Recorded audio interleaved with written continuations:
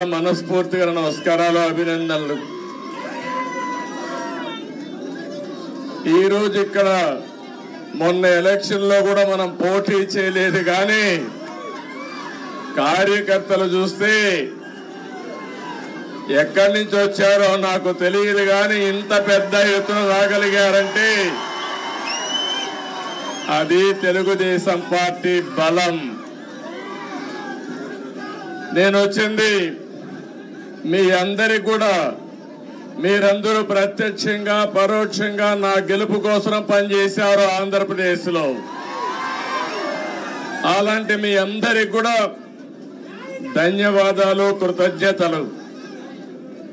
ఒక్క విషయం మనం గుర్తుపెట్టుకోవాలి, మహానాయకుడు యుగ పురుషుడు నందమూరి తారక రామారావు గారు తెలుగుదేశం పార్టీ పెట్టింది ఈ గడ్డపైనే. ఆ రోజు ఆయన ఆలోచించింది ఏదో రాజకీయాల కోసం రాలేదు, లేకుంటే రాజకీయాల్ని అధికారం కోసం వచ్చి ఉపయోగించుకోవని రాలేదు. తెలుగు జాతికి అన్యాయం జరిగింది, నా జాతిని కాపాడుకోవాలని ఏకైక లక్ష్యంతో ఎన్టీ రామారావు గారు వచ్చారు.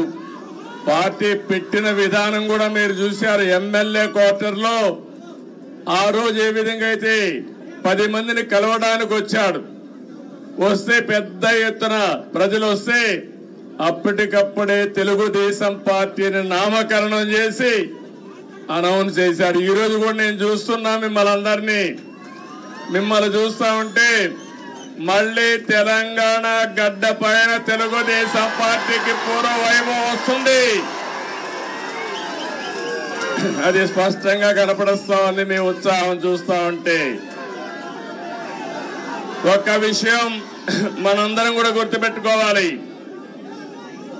ఈరోజు 2 రాష్ట్రాలు విభజన జరిగినప్పుడు కూడా నేను ఒకటే ఆలోచించాను, నాకు ఇటు తెలంగాణ అటు ఆంధ్రప్రదేశ్ 2 కళ్ళు లాంటివి.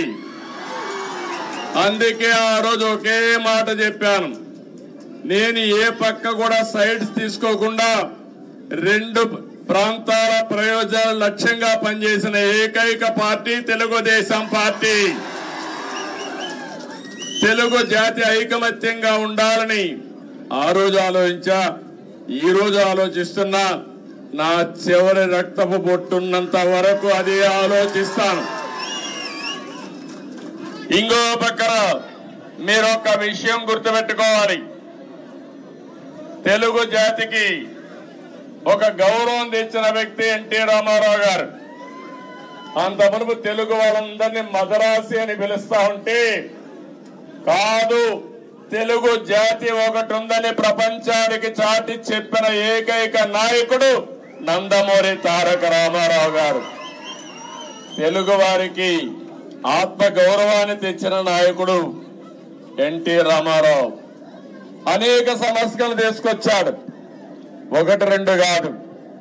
ఒకప్పుడు తెలంగాణలో అయితే కరణం మున్సబులు పటేల్ పట్వారి విధానం భయంకరంగా ఉంటే రద్దు చేసిన తర్వాత ఈ ప్రాంత ప్రజానీకం మాకు స్వాతంత్రం వచ్చిందని పండగ చేసుకున్న సందర్భం అది.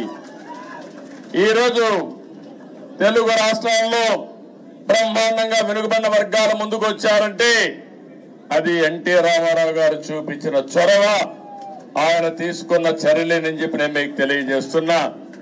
అనేక పరిపాలనా సంస్కరణలు తీసుకొచ్చారు. మొట్టమొదటిసారిగా దేశంలోనే సంక్షేమానికి నాంది పలికిన ఏకైక నాయకుడు నందమూరి తారక రామారావు గారు అని చెప్పి కూడా నేను మీకు తెలియజేస్తున్నా. ఆ తర్వాత ఈరోజు మనం పార్టీలో చూస్తా ఉంటే ఎక్కడ చూసినా 20 ఏళ్ళయింది అధికారం పోయి, 2004, ఈరోజు 2024. అధికారం పోయిందే గాని మీలో పట్టుదల తగ్గలేదని చెప్పి నేను మీకు తెలియజేస్తున్నా. రోజు రోజుకు అభిమానం పెరుగుతా ఉంది.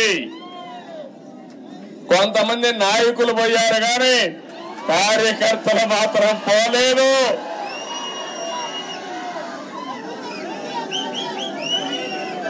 తెలుగు జాతి ఉన్నంత వరకు తెలుగుదేశం పార్టీ జెండా రెపరెపలాడుతుంది. ఇది ఎవ్వరు కూడా తుడిచి పెట్టలేరు.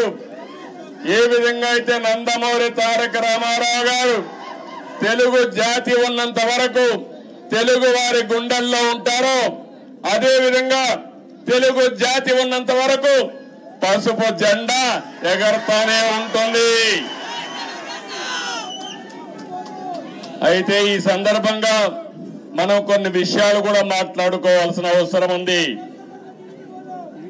ఈ రోజు మనం చూస్తే తెలుగు జాతి కూడా అనేక సంక్షోభాలు ఎదుర్కొంది. నేను కూడా తెలుగుదేశం పార్టీ నాయకులు కార్యకర్తలు కూడా అనేక సంక్షోభాలు ఎదుర్కొన్నాం.